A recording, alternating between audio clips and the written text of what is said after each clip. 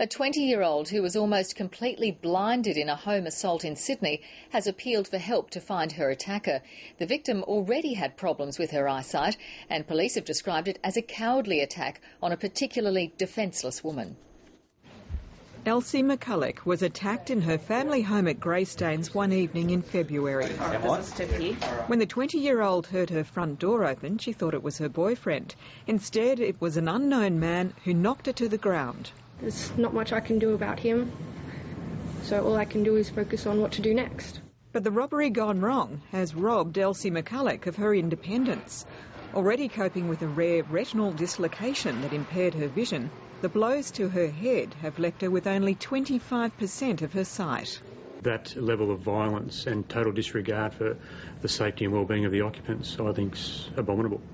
We would have probably preferred if the person that broke into our house took everything that was there and just left Elsie alone.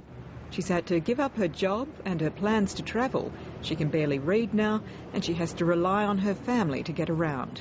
A lot more time with her. She can't go out in the streets by herself because she can't pick up stairs, gutters, things like that. Elsie McCulloch and her family have been so disturbed by this attack that they've had to move house to get away from the memories.